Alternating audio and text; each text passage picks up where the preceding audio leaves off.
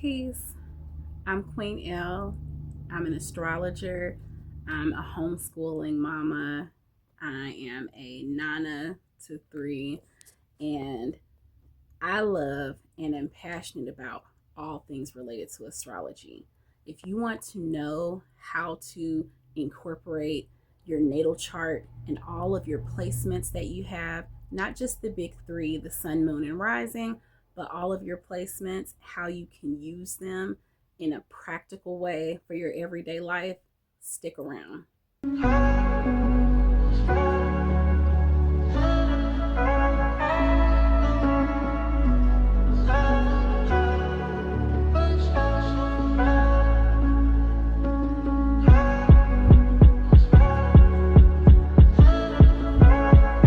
Now let's get started.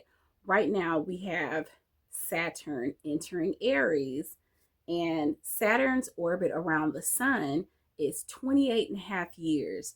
So Saturn hasn't been in Aries for 28 and a half years. So now that Saturn is back in the sign of Aries, first look at your natal chart. There are plenty of free resources online. There are apps as well. Look to see what you have in Aries. Look at your chart and see what house is aligned with Aries, because that is the area of your life, the piece of you, the part of you that is Aries like. And then you'll understand how Saturn can affect you. So now that Saturn's in Aries, if you have Saturn in your natal chart in Aries, then welcome to your Saturn return. This is a pivotal moment in your life where there's almost a fork in the road. It's a time for you to assess things from your past, assess especially the past decade or a little more than a decade since your first Saturn opposition.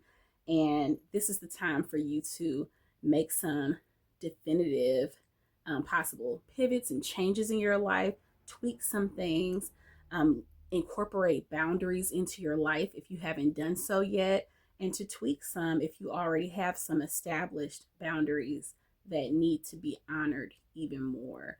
So I will discuss at length more about the Saturn return, but this is a time with Saturn being in the sign of Aries to really grab the bull by the horns, to really take charge. Aries is the first sign of the zodiac.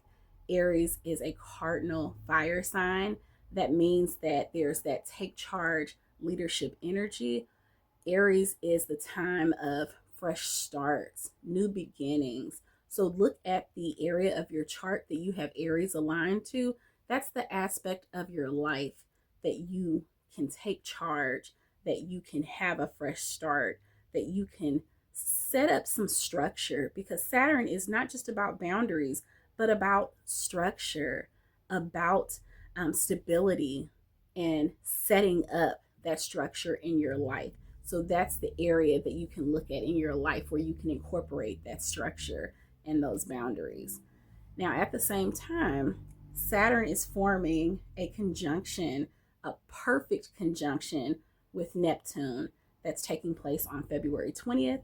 Right now, they're forming a conjunction because technically a conjunction occurs when two or more planetary energies are forming such a close interaction with each other. That's how close in proximity they are to each other, that they are within 0 to 10 degrees from each other, according to astrology and really astronomy, just their placement in the sky. So right now, Saturn and Neptune are very closely aligned. They are both in the sign of Aries. They will form that perfect 0 degree conjunction with each other on February 20th. So that's like the peak of the energy. But right now, they are basically in sync with each other. What does that mean? Well, just like how I mentioned that Saturn is the planet of boundaries and structure and responsibility and stability, Neptune is some lighter energy. Neptune governs our dreams, our imagination, some delusion in excess. Now, I will say that Saturn and Neptune kind of balance each other out, because while Saturn is all about stability and structure, Neptune lightens the mood. But with them being together, again, it depends on where you have Aries in your chart, because that's the area of your life that you may feel that, compelling urge to have some more structure in your life. But Neptune can bring a bit of disillusionment.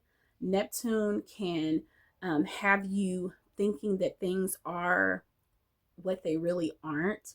And it's really an opportunity for you to tap into your discernment to really fully understand and acknowledge what's really going on in your life, what needs to be modified in your life. This is a time for action in your life. This is a time for you to make some choices in life, to execute some plans in your life. Now, of course, when we have the random Mercury retrograde, those are times to fall back on executing plans. But right now, this is definitely the time to execute some plans. Okay. This is the time to do something. We have the astrological new year that is starting um, in March, on March 20th, when we have the spring equinox taking place. So that will be a future video. But for right now, we have an eclipse coming up. We have the Chinese New Year coming up on February 17th.